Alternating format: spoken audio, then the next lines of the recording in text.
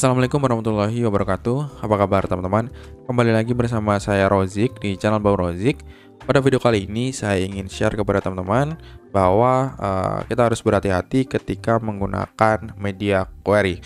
Buat teman-teman yang belum tahu apa itu media query adalah salah satu layanan yang disediakan oleh Flutter yang dimana akan ngebantu kita untuk mendapatkan informasi seputar layar dan media pada device. Karena pada media query ini ternyata dapat berpengaruh terhadap widget yang lain. Untuk melihat pengaruhnya bagaimana, kita langsung aja. Di sini saya sudah install project baru Flutter dan menjalankannya pada emulator.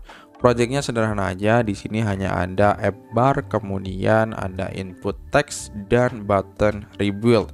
Yang di dalamnya nanti ketika ditekan tombol ini akan melakukan set state.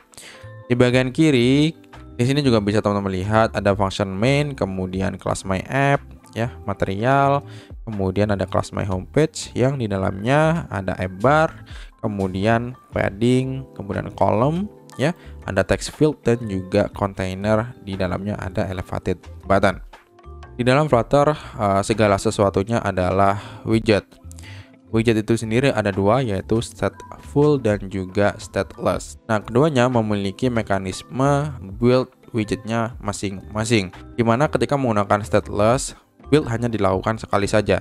Tapi ketika menggunakan stateful, ketika teman-teman memanggil setState, maka widget tersebut akan di-rebuild ulang. Proses build widget dilakukan di dalam metode build, ya. Jadi semua widget nanti kontennya akan dibuild di sini secara keseluruhan. Coba di sini kita print aja untuk membuktikan bahwasanya widget my homepage di build. Kita save aja, kemudian kita coba reload dan kita lihat debug konsolnya. Pertama kali widget ini dibuka, dia akan menjalankan metode build, teman-teman. Yang terlihat di sini dia melakukan rebuild, ya. Begitu pula ketika teman-teman melakukan set state, ya, di tombol build di sini, dia melakukan set state, dia juga akan melakukan rebuild widgetnya, teman-teman. Ini semua konten di dalamnya akan di rebuild. Tapi kalau teman-teman coba masuk ke input tag-nya, ya, ketika fokus dia nggak akan di rebuild, ya. Hanya ketika teman-teman melakukan set state saja dia akan di rebuild. Atau kalau teman-teman di Visual Studio Code ketika melakukan hot reload atau save, ya, Ctrl save, dia juga akan melakukan rebuild. Nah, seperti itu. Kemudian apa masalahnya ketika kita menggunakan media query, teman-teman? Ketika menggunakan media query ternyata bisa berpengaruh terhadap widget yang lain. Widget yang berpengaruh di sini seperti input tag misalnya. Kalau kita tidak menggunakan media query, di sini saya nggak menggunakan media query sama sekali, ya. Bisa teman-teman lihat juga. Ketika kita tidak menggunakan media query dan melakukan input text, ya, fokus di sini, saya inputkan berapapun, apapun, dia nggak akan melakukan rebuild. Ya, nggak akan melakukan rebuild seperti set state. Beda ketika saya menekan tombol rebuild, dia akan melakukan building ulang gitu, ya. Sekarang coba menggunakan media query. Ini saya ganti menggunakan media query untuk mendapatkan nilai lebar screen-nya. Untuk mendapatkan lebar screen-nya caranya seperti ini aja, teman-teman, ya. Kalau teman-teman save sekarang, kemudian reload,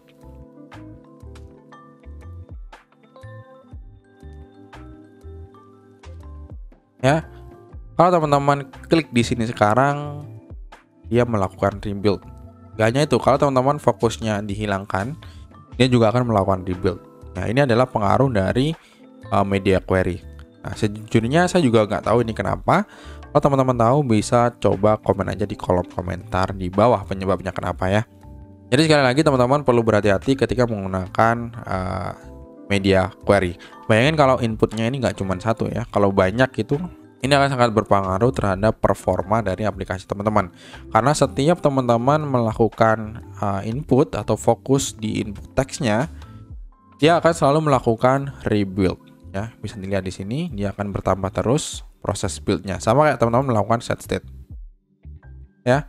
Jadi ketika melakukan set state atau di rebuild ulang, sebenarnya di dalamnya Flutter melakukan build keseluruhan di sini, teman-teman, yang ada di dalam widget my homepage. termasuk dari si app bar-nya yang dia notabene nggak ngapa-ngapain tapi dia di rebuild. Oke.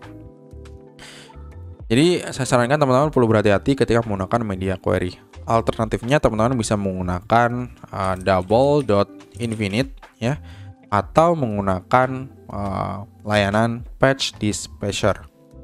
Caranya seperti ini teman-teman. Sebelumnya saya sudah search ya di Stack Overflow menggunakan platform dispatcher. Ini nanti link Stack Overflow-nya saya share di kolom deskripsi. Ini kita coba copy aja. Kita bikin sebuah metode baru di sini.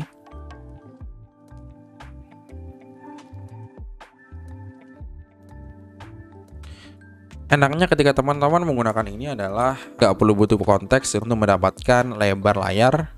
Cara ini sangat tepat untuk teman-teman lakukan. Kita bisa dapetin width-nya dan juga height-nya ya, height layar ini maksudnya. Ini kita import dulu dia dari .ui karena kita di sini butuhin yang width-nya aja, height-nya ini kita hapus aja. Ini kita langsung return aja. Seperti ini. Kalau sudah kita save, kemudian ini kita panggil, kita ganti yang double infinity-nya atau media query tadi jadi seperti ini. Ya, kalau sudah kita save, kemudian reload.